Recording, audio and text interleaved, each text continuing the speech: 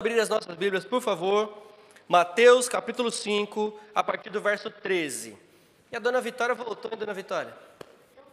Você voltou. Agora é para ficar? Por caqui é seu lugar ou não? Não, tá passeando ainda. Mas você gostou, né? Foi embora o quê? Foi embora o quê? Em julho, agosto? Em 3 de junho a senhora foi. Tá bom, já tá de volta. E veio pro inverno, ainda é brabo ainda, hein? Veio para passar frio.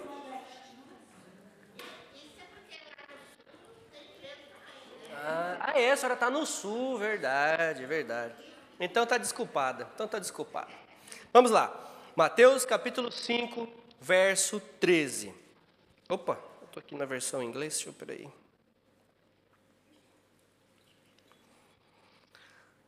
Vocês são o sal da terra, mas se o sal perder o seu sabor, como restaurá-lo? Não servirá para nada, exceto para ser jogado fora e ser pisado pelos homens. Vocês são a luz do mundo. Não se pode esconder uma cidade construída sobre um monte. E também, ninguém acende uma candeia e a coloca debaixo de uma vasilha. Ao contrário, coloca-se no lugar apropriado e assim ilumina todos os que estão na casa. Assim, brilhe a luz de vocês diante dos homens, para que vejam as suas boas obras e glorifiquem ao Pai de vocês que está nos céus. Amém. Mais uma vez, Senhor Deus, nós te glorificamos, te exaltamos por quem o Senhor é nas nossas vidas, ó Pai. Obrigado pela salvação em Cristo Jesus. E nós te pedimos, Senhor, nos ajude, nos capacite, Senhor, a sermos sal e luz nesse mundo, Senhor Deus. Nos capacite a demonstrarmos o cristianismo que nós professamos, ó Pai. É no nome santo de Jesus que nós oramos e te agradecemos. Amém. Então, vamos lá. O pastor Kleber pregou nesses versículos aqui no primeiro domingo que eu estava fora, não foi? Parece que eu não estava vendo, né? Então, é igual, mas é diferente, tá bom? É igual, mas é diferente, vocês vão ver. É igual, mas é diferente, né? A Bíblia é maravilhosa, né? Em todos os sentidos, mas principalmente nesse, né? Como é que pode os mesmos versículos, pregadores que pregam juntos, falarem de coisas assim, tão iguais e tão diferentes ao mesmo tempo, né? Vamos lá, então. Então, nós temos estudado desde o início do ano, Romanos 1,16, que é... Não me envergonhe do Evangelho. Pensando nisso, nós precisamos enxergar que existem duas vertentes para esse não nos envergonharmos do Evangelho. A primeira vertente é, não me envergonho do Evangelho, porque eu não me envergonho de falar, eu não me envergonho de declarar o Evangelho. Que é justamente nesse sentido que Paulo está dizendo aqui. Quando Paulo escreve em Romanos 1,16, olha lá, temos um novo tradutor, que legal. Muito bem, well done. Você está entendendo tudo que eu estou falando? Basically. All right. Ok, all right then. Desculpa, é que o meu olhar cruzou com o seu e aí eu falei, muito bem, well done. Ok, voltando aqui. Então, Paulo, ele está falando exatamente isso, que apesar de tudo, que apesar das perseguições, que apesar de prisão, apesar de tudo que estava acontecendo, ele não se envergonha do Evangelho. Então, nesse sentido, para nós também, devemos pensar dessa maneira, não nos envergonhamos do Evangelho. Agora, um outro ponto que se deve ser pensado é não ser vergonha para o Evangelho, porque também nós podemos também nos envergonhar de falar, mas envergonhar o Evangelho pela maneira que estamos vivendo. Então, nós precisamos olhar nessas duas vertentes para que possamos realmente entender o que nós queremos nesse ano, ok? O que nós queremos esse ano, aliás, não só esse ano, mas principalmente por causa do tema do ano, nós queremos fazer com que o Evangelho cresça, não só no nosso meio, não só ao nosso redor, mas fazer com que o Evangelho seja pregado, né? Inclusive, eu trouxe um material do Brasil, que é sobre discipulado, que é Voltemos ao Evangelho, a igreja do pastor Paulo Júnior em Franca. Eles estão com um projeto maravilhoso de alcançar 1 milhão de almas no Brasil. Então, eles fizeram 1 milhão de cópias desse livro e eles estão vendendo. Eles estão quase doando, porque custa R$2 um livro. Custa R$2 o livro. Eu comprei 50 desses, por isso que eu tive que quase deixar as roupas da Adriana para trás, para trazer. Eu comprei 50 desses. Não, 50. Olha, está falando que é 100, já está aumentando meu negócio. Não. Foi 50 desses para a gente poder estudar junto. É um livrinho apesar de ser muito pequenininho, acho que são 20 e poucas, 30 páginas só. Apesar de ser básico nesse sentido, é muito profundo na palavra. É um livro que foi produzido pelo Paul Washer e é muito bom. Então nós vamos pegar ele para estudar também, tá? E fala exatamente disso, sobre discipulado e como ser discípulo, não se envergonhar do evangelho. Olha só, esse pessoal tudo copiando a gente lá no Brasil, né? Ok? Então nós vamos falar sobre isso. Então, de acordo com o texto que nós acabamos de ler, é imperativo para todo crente ser sal da terra e luz do mundo. Amém? Essas duas qualidades devem estar presentes em nossas vidas.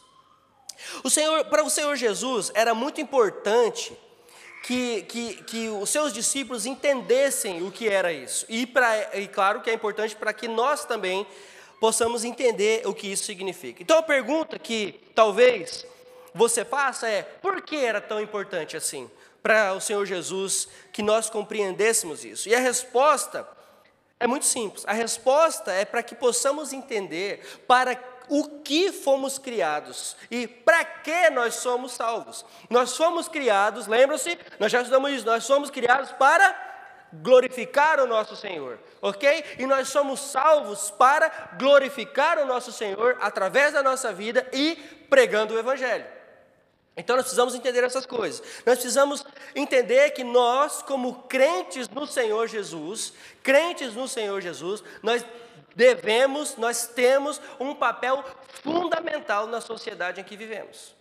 Fundamental, que é fazer a diferença. Exatamente como o sal faz a diferença em qualquer comida que você for fazer e como a luz faz diferença em qualquer lugar que ela estiver. Eu já perguntei hoje de manhã, eu vou perguntar de novo. O que é escuridão? Sabe o que é escuridão? Escuridão é a ausência de luz. Por isso, a Bíblia coloca o mundo sem Cristo como um mundo de escuridão, porque o mundo está sem Cristo. Então nós precisamos entender isso.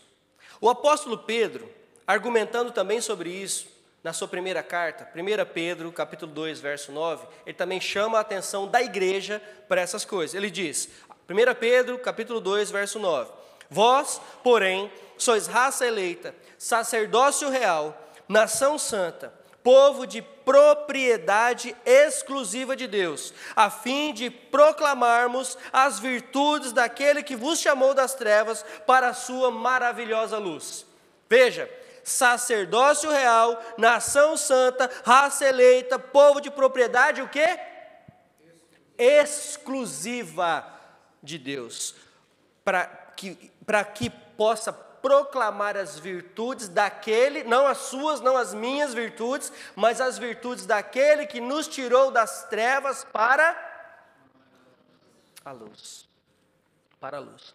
O apóstolo Paulo também argumenta muito em suas cartas sobre a diferença de estar nas trevas e estar na luz. O apóstolo Paulo fala sobre isso, Pedro falou sobre isso, Jesus falou sobre isso, o pastor Kleber falou sobre isso e o pastor Leandro também está falando sobre isso. Nós precisamos ter a consciência de que o crente deve ser luz, e o crente deve ser sal. Mas por que eu devo ser sal e luz, pastor? Porque isso é o que se espera de um discípulo de Cristo.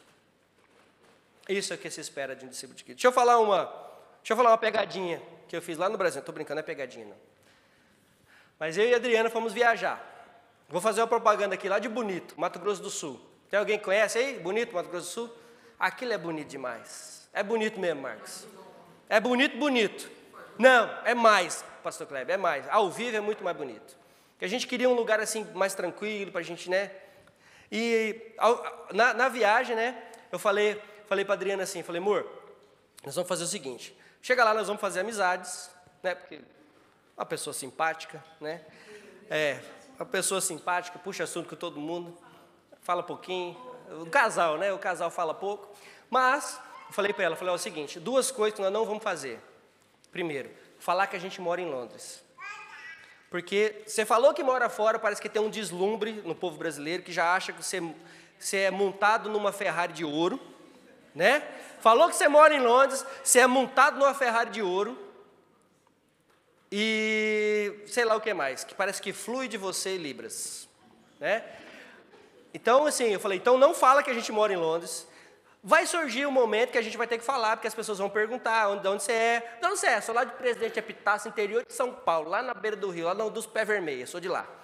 Aí eles falam, mas o que você faz lá? Aí não vai ter jeito. Aí eu vou ter que falar, não, sabe o que é? Eu sou de lá, mas eu não moro lá. E aí você vai. E a segunda coisa, não fala que eu sou pastor. Como assim, pastor? Eu falei, não fala que eu sou pastor. Porque também tem essa coisa no Brasil de que você falou que é pastor e todo mundo espiritualiza. Olha, glória a Deus, aleluia, temos aqui um pastor entre nós. É ou não é? É. Teve um lugar que a gente foi lá, que quando a Adriana falou que ela estava lá, não sei o quê, não sei o quê. A hora que a Adriana falou, ele é pastor, glória a Deus, pastor, aleluia, aleluia, aleluia. Espiritualizou na hora. Eu falei, então, duas coisas. Não fala que a gente mora em Londres e não fala que eu sou pastor. Na conversa vai fluir. Hã? Corintiano pode falar que eu sou. Corintiano. Vem pra cá, palmeirense Barrela. Aí, tá bom. Fomos e tal, fizemos amizade e tal. Por quê? Eu falei para ela, olha, o intuito aqui não é esconder nada, não é nada disso, não é isso. Pelo contrário. Vamos tentar fazer diferença na vida de alguém que a gente encontrar, sem falar que a gente é crente. Sem falar que eu sou pastor, sem falar que você é esposa de pastor. E, gente, foi uma experiência legal, foi uma experiência muito boa. Eu comecei a amizade com um menino de 5 anos, né, que estava lá nadando, aí eu fui lá, vem cá que o tio ensina, aí eu ensinei, mergulho, não sei o quê, aí veio o pai, aí veio a mãe, a gente saiu junto para jantar, casalzinho jovem, muito legal, e a experiência foi muito bacana. Na conversa, a gente teve que falar, depois de muito tempo, né, aí tive que falar, aí a moça, né, olhou e falou, eu sabia que tinha alguma coisa aí entre vocês. A gente nem falou misericórdia, glória a Deus, nem aleluia, hein? Nem usamos o dicionário crentez, vocabulário crentez. Mas, então, esse é o intuito, sabe? Esse é o intuito de fazer diferença na vida de alguém, mas nem só de palavras, mas de atitudes, dependendo da maneira que você se aproxima da pessoa, mas fazer diferença nesse sentido. Sabe por quê, gente? Porque muitas vezes as pessoas não vão querer ouvir o evangelho, mas elas vão querer ouvir o que você fala. Elas vão querer olhar para você e ver o que você está vivendo. Né? Porque às vezes você vai introduzir o evangelho numa conversa, mas a pessoa não vai nem perceber. Quando ela perceber, ela já está ouvindo o evangelho. Ela já está ouvindo o evangelho através de você. Então, assim, foi uma experiência muito legal. E não só lá, mas em outros lugares também. Avisei meu sogro, né? Porque meu sogro que é bom. Meu sogro, quando eu saía com ele, era sair com meu sogro, nem que fosse para tomar um sorvete, né? Tomar um sorvete. Ele chegava assim e falava assim, lá em Londres tem desse? Aí, falava, meu sogro, não fala que eu sou de Londres, não precisa. Não, mas é que lá não tem, né, assim, né? E entrava numa loja, você não quer fazer um cadastro? Não, ele não mora aqui, ele mora em Londres. Aí eu, não, sogro, não faz, eles vão aumentar o preço, né? Mas chega a ser engraçado. Mas é porque é o orgulho que ele tem, o orgulho da gente estar lá com ele, ele ficou feliz, graças a Deus ficou feliz.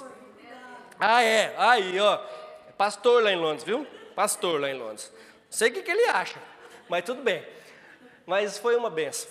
Então, tá vendo? Então, é isso que eu quero chamar a atenção de vocês, para essa diferença que a gente precisa fazer na vida das pessoas. E até na nossa família, viu? Quando nós estamos lá, todo mundo é crente. Todo mundo vai para a igreja, todo domingo. Chega domingo, 3 horas da tarde, o povo começa a se arrumar. Ó, até a sobrinhaiada, 6 horas o tio está passando, e ele é pontual, hein? Começa a se arrumar, vai todo mundo para a igreja. Quando a gente vai embora, as coisas não são bem assim. Mas, pelo menos, a gente está fazendo alguma diferença enquanto a gente está lá. E é isso que eu quero chamar a atenção de vocês. Então, vamos lá. Então, essas comparações de sal da terra, luz do mundo, que o Senhor Jesus faz, ele faz numa conotação positiva primeiro, né? Vocês são o sal da terra, vocês são luz do mundo, mas depois ele vai para o lado negativo da coisa. Se vocês não estiverem fazendo o que são feitos para fazer, vocês são inúteis. É isso que o Senhor Jesus está dizendo. Porque se o sal não salgar, ele presta para quê? Para ser jogado fora, para ser pisado pelos homens. E se a luz não iluminar, ela presta para quê? Para nada, absolutamente nada. Não vai fazer diferença nenhuma, ok? Então nós precisamos entender o propósito pelo qual fomos criados e o propósito pelo qual fomos salvos. Eu não sou salvo, você não é salvo para a sua glória. Eu não sou salvo, você não é salvo para o seu bel prazer. Pelo contrário, somos salvos para a glória de Deus. Desculpa, acelerei, né? Problema seu, não mandei pegar o microfone. Não, eu estou brincando. Eu vou devagar.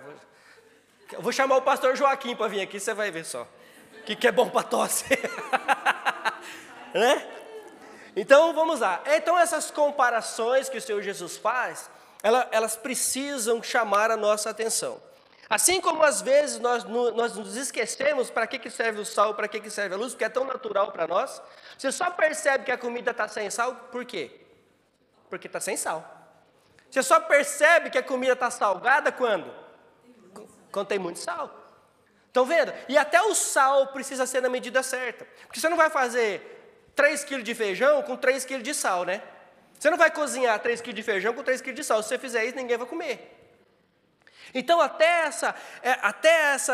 esse tempero precisa ser na medida certa. E isso serve para nós também como crentes. Esse tempero que nós precisamos exalar na vida das pessoas precisa ser na medida certa. Porque no final das contas não somos nós que fazemos, é o Senhor que faz. O nosso papel é fazer a diferença. Amém? Então, o sal, se ele perder o seu sabor, ele se torna inútil. Assim como nós nos tornamos inúteis se não estivermos vivendo vidas que realmente façam diferença nas pessoas ao nosso redor. Irmãos, parece aqui que o Senhor Jesus está dizendo o seguinte: não tem nada mais inútil do que um crente que não faz nada. Crente nominal, vocês já viram crente nominal? Crente nominal, vou explicar para vocês o que é crente nominal. Crente nominal. O sol diz que fala que é crente. Pode ser formal também. Mas crente nominal parece que soa melhor para nós. Crente nominal é aquele que vive assim. Ele conhece a Bíblia, ele discute sobre a Bíblia, ele fala da Bíblia, ele tem bastante conhecimento da Bíblia, mas o que ele gosta mesmo é de estar no mundão. Esse é o crente nominal. Ou seja, então essa pessoa, ele enfrenta 2 tipos de problema. Ele não é bem aceito no mundão. Quando eu digo mundão, eu digo fora da igreja, tá bom? Entendam assim. Ele não é bem aceito lá. Por quê? Porque lá as pessoas sabem que ele até fala bonito, fala alguns versículos bíblicos, se veste meio crentez, mas ele não vive o que ele prega. Então ele tem problema cá. E aí, do lado de cá, dentro da igreja, ele também tem problema. Por quê? Porque as pessoas sabem que ele é santarrão aqui dentro, mas lá fora ele faz o que ele quer. Então ele tem problema, então ele não é aceito em nenhum dos 2 lugares, então ele é crente nominal. Quando eu tô cá, eu sou de cá, quando eu tô cá, eu sou de cá. Lá na minha terra, lá no interior de São Paulo, nós falamos, isso aí é meia boca. Não é nem para cá e nem para lá. Esse é o crente nominal. Esse é o crente que anda em cima do muro. Eu vou falar para vocês que andar em cima do muro é perigosíssimo. Perigosíssimo. Eu vou falar para vocês que andar em cima do muro, nós não vencemos a batalha. Ou você é crente, ou eu sou crente, ou eu não sou. Não existe meio crente, não existe crente nominal. Esse crente nominal, eu só disse para vocês entenderem o que eu estou querendo dizer. Mas crente nominal não existe, porque crente nominal não é crente. Ele pode ser qualquer outra coisa, menos crente. Estão entendendo o que eu estou dizendo? Nós não podemos andar em cima do muro. Não devemos andar em cima do muro. Ou estamos aqui, ou estamos aqui. A Bíblia diz que nós não podemos ter 2 senhores. O Senhor Jesus, ao orar pelos seus discípulos, ao orar por aqueles que ainda haveriam de crer, Ele disse, eles estão nesse mundo, mas eles não pertencem a esse mundo, amém? Eles estão aqui, nós estamos aqui para fazer a diferença e não para ser influenciado por este mundo.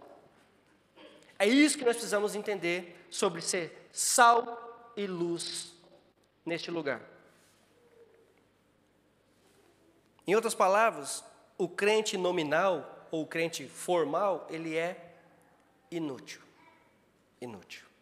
Não é do mundo e nem da igreja. Não é nem da igreja nem do mundo.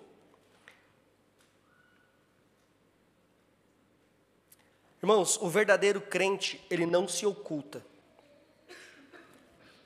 Eu falei hoje de manhã, eles deram risada. Porque é daqui, né? Já ouviu falar do crente 007? Ninguém sabe que ele é crente. Crente 007, ninguém sabe que ele é crente. Ele é o agente secreto de Jesus. Agente secreto de Jesus, ninguém sabe. Talvez o pastor dele saiba. Se brincar, nem o pastor sabe que ele é. Mas ele não fala para ninguém, ele não demonstra para ninguém quem ele é, ele não fala de nada, ele não fala da Bíblia, ele não vive nada, absolutamente nada. Ele vive a vidinha dele ali, é o crente 007. E esse tipo de crente, o Senhor Jesus, a Bíblia diz que o Senhor Jesus vai vomitar e dizer: aparta-te de mim porque eu não te conheço. É esse tipo de crente que o Senhor vai vomitar. Vamos mergulhar um pouquinho agora no entendimento sobre a lâmpada. As lâmpadas nos tempos de Jesus, elas eram feitas de maneira diferente. Vocês sabem como era? Quem tem mais de 50 aí vai saber.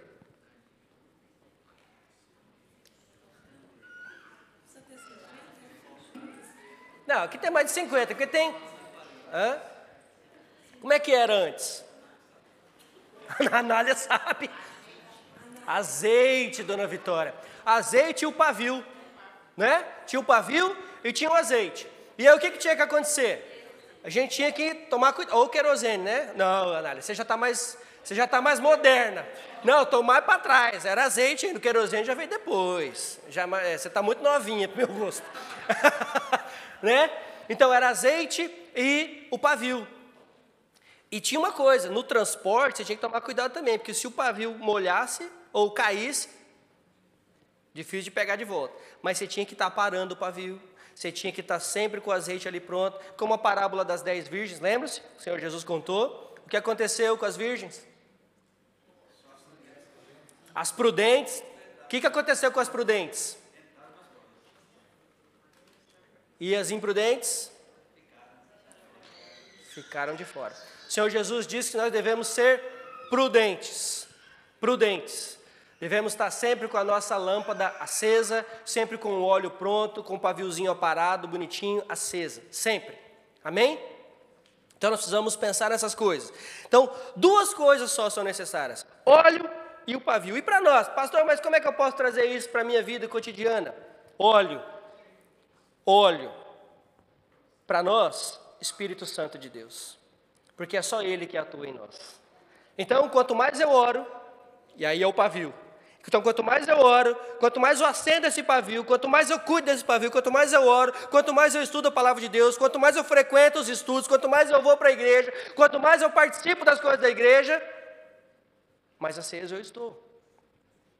Agora, se eu não participo de nada, eu não leio a Bíblia, eu não oro, eu não faço nada, adivinha o que acontece comigo? Irmãos, deixa eu falar uma coisa. Existe uma onda por aí, principalmente no Brasil, de desigrejados. Eu não preciso ir na igreja para ser igreja. Isso é mentira. Isso é mentira.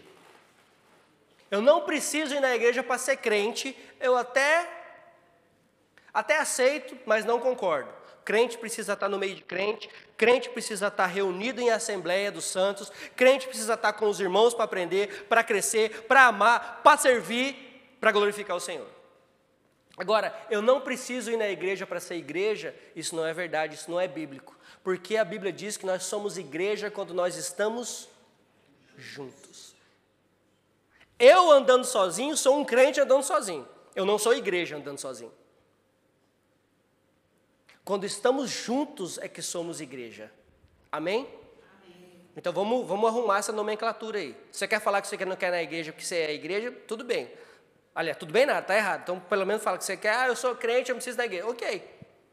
Se você pensa assim, se você acha que isso é certo, eu digo para você que não é, está errado.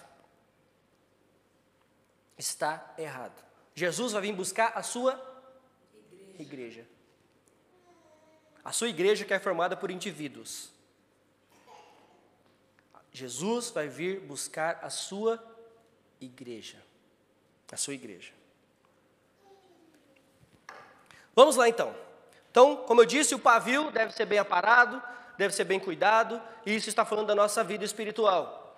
E esse óleo que nós devemos estar cheio dele é o Espírito Santo de Deus. Existe um erro também teológico das pessoas às vezes orarem e dizer: Senhor, me encha do seu Espírito, ou Senhor, que o teu Espírito venha sobre mim. Peraí. Nós temos aqui duas coisas diferentes. A Bíblia diz em Efésios 1:13, que quando você ouviu a mensagem do Evangelho da salvação e creu, você foi selado pelo Espírito Santo da promessa. Amém? Então, se você é crente no Senhor Jesus, você já tem o Espírito Santo de Deus. Agora, uma coisa é você querer ser cheio dele. Ok. Quanto mais estudo, quanto mais oração, mais cheio do Espírito você está. Amém por isso. Então, cuidado com a oração. Ok? Então, para que nós possamos ser realmente cheios, ou seja, quando nós dizemos cheios do Espírito, nós queremos dizer guiados pelo Espírito, liderados pelo Espírito, fazendo a vontade do Pai, através do Filho, pelo Espírito. É isso que nós estamos dizendo. Então, aí está o problema, nós queremos fazer a nossa vontade, guiados por qualquer um, menos o Filho, e de acordo com a nossa vontade, menos a do Pai. Quando fazemos isso, não estamos sendo guiados pelo Espírito de maneira alguma. Pelo contrário, nós estamos sendo guiados pelos nossos desejos carnais e pecaminosos. Pastor, mas como é que eu sei a vontade de Deus para a minha vida? Vai ler a Bíblia, meu filho. Vai ler a Bíblia. Vai orar. Pastor, mas se ninguém me revelar, problema seu. Olha lá, ficou até brabo. Olha o Anthony. Tá vendo? Concordou comigo. Né? Irmãos, você quer saber a vontade de Deus? Você quer saber a vontade de Deus para a sua vida? Ore. Leia a palavra de Deus, que é a revelação de Deus para nós. Tudo que Deus queria saber, queria que nós soubéssemos, está aqui, na Bíblia. Absolutamente tudo. Irmãos, quando nós pensamos nessas coisas, em como ser luz, em como ser sal, eu preciso lembrar, pela graça, de quem eu era e de quem eu sou hoje. De quem você era e de quem você é hoje. É pela graça, por meio da fé somente. Hoje eu recebi uma notícia que eu fiquei muito feliz no começo do culto. Eu não vou aqui citar nomes porque não vale a pena, mas, e também pela privacidade, mas existe um rapaz conhecido de alguns de nós aqui. Esse menino foi criado aqui, ó. Esse menino com 7 anos tocava violão, como ninguém. Com 10 já tocava bateria, violão e mais alguma coisa. Cantava, louvava, participava das escolas bíblicas dominicais. E, infelizmente, ele tomou caminhos tortuosos, foi preso. É uma família que a gente ama, inclusive. Não estão mais aqui com a gente, mas a gente ainda tem notícia deles. E hoje eu fiquei sabendo que depois de muitos anos na prisão, muitos anos de loucuras, de drogas, de um monte de coisa, esse rapaz, ao que parece, está verdadeiramente convertido. Louvado seja o nosso Deus. E ele disse: olha, uma das coisas que eu me lembro são dos ensinamentos que eu recebi. Do tio Carlinho, do tio Jeff, do tio Leandro, do tio não sei das quantas, da tia não sei das quantas. Irmãos, falem, ensinem e deixa que o Senhor faça a obra. Deixa que o Senhor faça a obra. Eu fiquei muito feliz. Esse menino, ele era virado, era igual o Samuel, era virado no giraia. Não parava, era agitado, mas era uma bênção no nosso meio, era querido, e abraçava e beijava todo mundo, e estava com a gente o tempo todo. E de repente, ele some, e quando reaparece, reapareceu assim. Mas agora eu tive notícias. Até as tatuagens ele quer tampar, só usa manga comprida, quer tampar. Glórias a Deus por isso. Alguém fez a diferença na vida daquele menino. Alguém fez. Alguém fez. Então, trazendo para a nossa realidade, eu quero dizer que nós deveríamos demonstrar essa diferença não só no que a gente fala, mas na maneira que a gente vive. De maneira positiva. Como? Vivendo diferente. Eu sei que parece repetição atrás de repetição, né? Como eu posso fazer diferente? Fazendo diferente. Como eu posso ser diferente? Fazendo diferente. Eu já citei essa frase de Einstein, ele diz que a pior loucura do homem é tentar obter um resultado diferente fazendo as mesmas coisas todos os dias. Essa é a pior insanidade que possamos pensar. É querer algo diferente, sendo que estamos fazendo a mesma coisa todos os dias. É impossível. Isso é insanidade. Então, por isso que nós precisamos fazer diferente. Tudo ao nosso redor está cada vez mais decadente. Eu estive no Brasil e pude ver isso de perto. Não tem uma semana que eu cheguei no Brasil. E eu estava lá e nem sabia disso. Se soubesse, tinha feito de outra maneira, teria vindo embora antes ou não teria ido na época. Estava lá bem no período do carnaval. Aí eu estava lá na igreja, um domingo antes do carnaval, e o pastor me faz um apelo para a igreja e para os jovens. Fala, olha, nós vamos fazer um retiro de carnaval, e eu quero contar com os jovens, eu quero contar com os irmãos, com as irmãs, nós vamos fazer um projeto de evangelismo numa cidade vizinha, e eu quero contar com vocês, irmãos. No domingo de carnaval, estava todo mundo no carnaval, menos no evangelismo. Todo mundo no carnaval.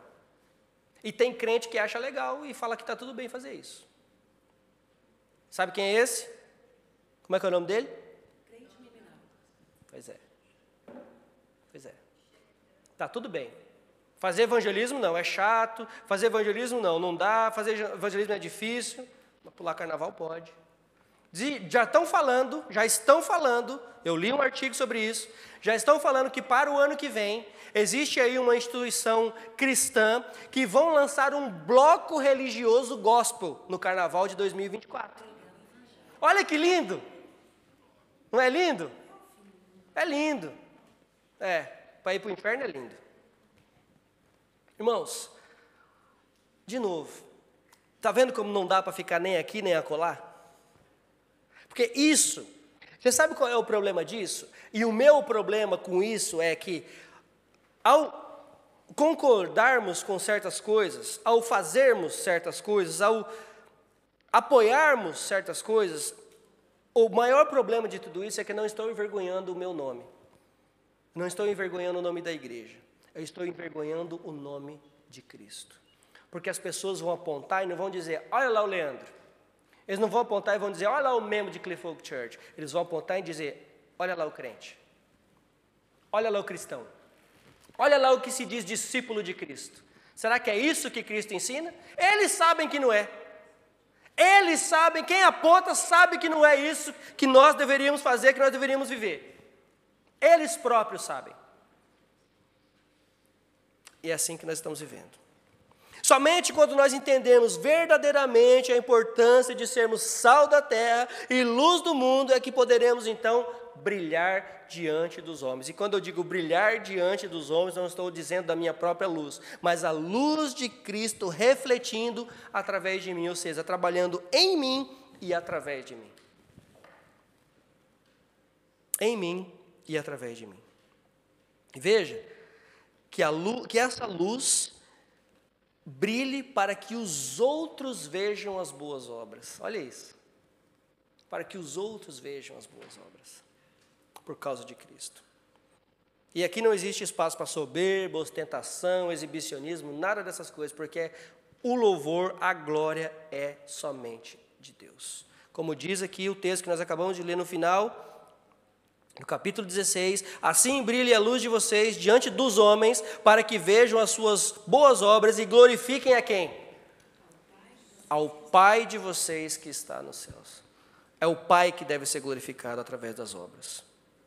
Para terminar, gostaria de ler um trecho do livro Reflexões no Evangelho de Mateus, do J.C. Ryle. Ele diz o seguinte: quanto mais luz temos, maior é o nosso amor a Deus. Quanto mais claramente enxergamos nosso pleno perdão em Cristo, mais devemos trabalhar de coração para a sua glória. Que jamais esqueçamos dessas obrigações. O crente que se satisfaz com um baixo padrão de santidade pessoal ainda tem muito a aprender. Nós não podemos estar satisfeitos com a nossa vida miserável. E quando eu digo miserável, eu estou dizendo nossa vida cristã miserável. Não estou dizendo que se você é pobre, se é rico, não é dessa miséria que eu estou dizendo. Eu estou falando de vida espiritual miserável. Nós precisamos estar atentos a essas coisas. Se nós estamos satisfeitos com essa vida que nós estamos, se você está satisfeito com a sua vida espiritual hoje, eu te digo, você tem muito ainda a aprender. Porque eu não estou satisfeito com a minha vida espiritual. Eu não estou satisfeito com a minha vida espiritual. Eu preciso mais de Cristo, eu preciso mais de Deus, eu preciso ser mais parecido com o meu mestre, e eu tenho muita coisa para mudar, e eu espero que você também tenha. Então nós não podemos estar satisfeitos com a nossa vida espiritual, porque perfeição, essa perfeição aqui, só na glória. Mas até que nós cheguemos lá, nós estamos em batalha. Então vista a sua armadura e saia para a batalha. Vamos pregar o Evangelho, mas principalmente viver o Evangelho que nós pregamos. E o nome do Senhor será glorificado através das nossas vidas. Amém? Vamos orar? Vamos ficar em pé para orar?